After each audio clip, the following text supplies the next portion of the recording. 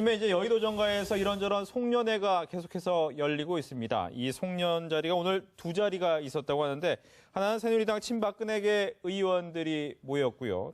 여기는 이제 김무성 대표가 같은 시간 다른 장소에서 또 모임이 있었다고 합니다. 정치부 이준석 기자에게 좀 이야기를 들어보겠습니다. 이준석 기자.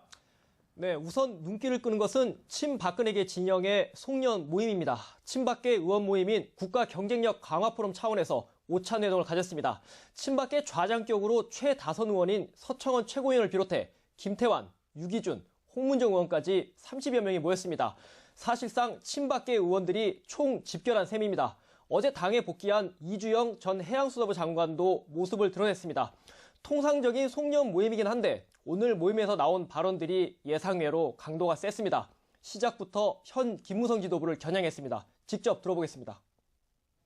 그러나 애석하게도 선명하지 못한 당청 관계와 국민의 역량과 관심을 분산시킬 수밖에 없는 개헌 논쟁, 그리고 260만 당원의 공동권리이자 책임인 당직 인사권을 사유하는 모습 등 이러한 행태가 야당이 아닌 우리 여당 내부로부터 비롯되고 있다는 점이 많은 의원님들의 마음을 무겁게 만들고 있습니다.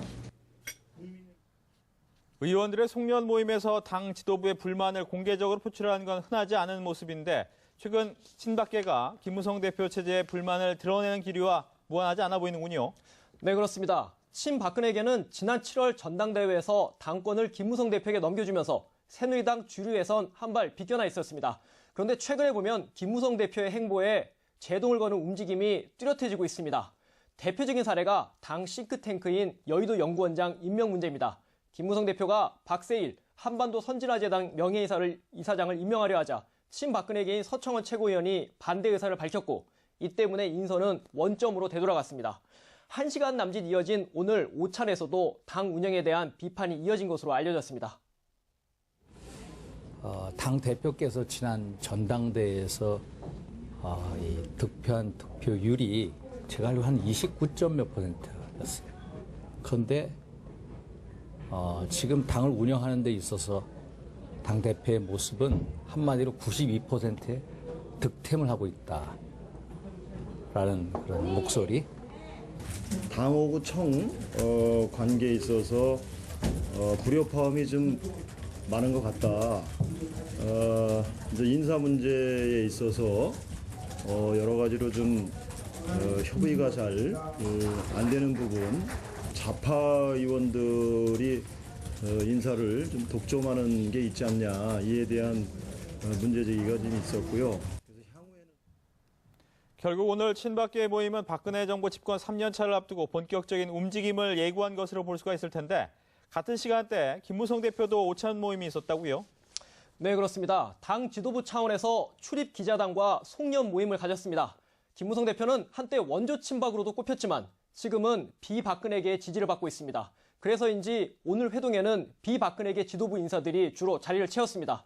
친박계 지도부인 서청원 최고위원은 같은 시간대 친박 모임을 선택했기 때문에 불참했습니다. 김무성 대표가 뼈있는 농담을 던졌습니다.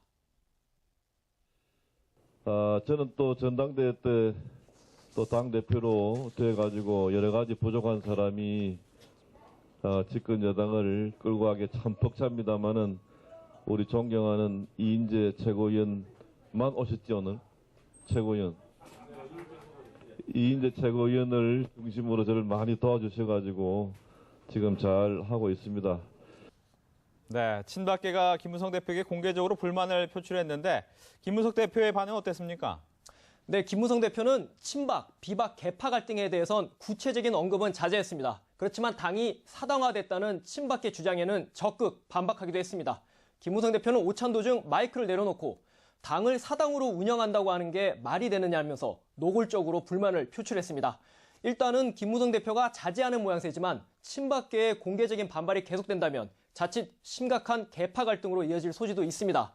당장 박근혜 대통령이 최근 청와대에서 새누리당 친박계 중진 의원 5명과 비공개로 만찬회동을 가진 것으로 알려져 있습니다.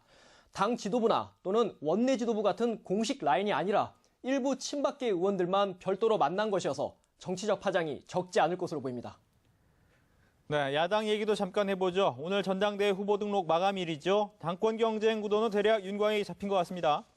네, 그렇습니다. 이른바 빅2로 불리죠. 박지원, 문재인 의원이 당대표 경선 출마를 선언했고 여기에 60년대 태어나 80년대 대학교를 다닌 86그룹의 대표격인 이인영 의원, 그리고 야당의 유일한 영남 3선 조경태 의원, 야권 심장부인 광주에서 3선을 한 박주선 의원이 도전장을 냈습니다. 박주선 의원이 오늘 마지막으로 출마 선언을 했습니다. 박지원, 문재인, 양강 구도를 강하게 비판했습니다. 이게 빅2라고 그러는데 망투입니다. 민주당을, 새정치민주연합을 이렇게 망가지게 했던 장본인들이에요. 네, 새정치연합은 일주일 뒤인 1월 7일 예비 경선을 통해 본선 후보 3명을 결정합니다.